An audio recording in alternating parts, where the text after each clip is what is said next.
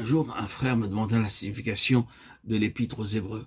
Je lui ai demandé s'il avait remarqué des différences importantes entre ce livre et le livre des Actes. Dans le livre des Actes, la progression de l'activité divine se voit clairement. Mais même à travers l'Épître aux Hébreux, la révélation progresse.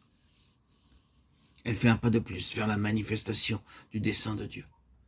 La progression spirituelle dans le livre des Actes est manifeste, et la manière d'avancer de l'Esprit suit le programme clairement défini dans le premier chapitre. À Jérusalem, dans toute la Judée, dans la Samarie et jusqu'aux extrémités de la terre. Acte 1:8. Depuis la Judée, le courant s'écoule vers la Samarie. Mais cependant, en parvenant en Samarie, il n'a pas stagné.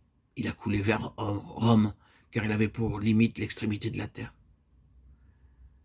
Bien que nous puissions voir la progression régulière du dessein divin à travers le livre des Actes, cependant, à la fin de ce livre, nous constatons que le concept chrétien n'avait pas été entièrement clarifié. Mais lorsque nous lisons la lettre aux Hébreux, nous voyons que le chrétien avait émergé d'un stade transitoire et que le nouveau concept avait été parfaitement intégré. Dans les Actes, nous y voyons des juifs chrétiens et ils se réunissent avec d'autres chrétiens hors du temple. Toutefois, ils vont encore au temple. Mais dans le livre aux Hébreux, nous constatons qu'il n'est plus fait mention d'un juif chrétien, mais simplement d'un chrétien tout court, et qu'il ne se réunit plus désormais qu'à un certain moment dans le temple et à d'autres moments hors du temple. Ce qu'il pouvait faire lorsque l'Esprit avait été tout récemment répandu à Jérusalem, il ne pouvait plus le faire. Maintenant, le courant de l'Esprit progressait jusqu'aux extrémités de la terre.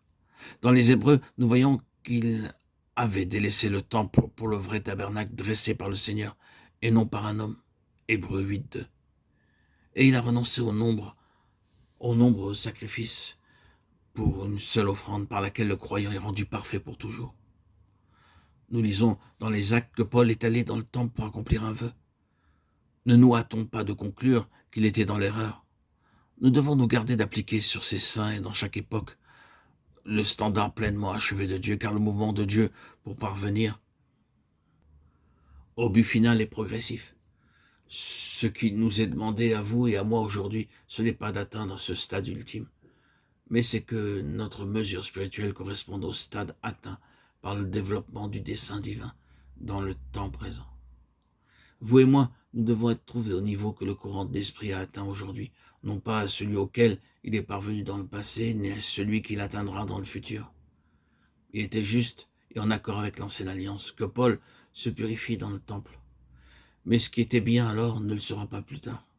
C'est pourquoi l'auteur de l'Épître aux Hébreux explique que Dieu, en établissant la nouvelle alliance pour réaliser son dessein, avait décrété l'abolition complète de l'ancien ordre auquel les croyants juifs étaient si attachés.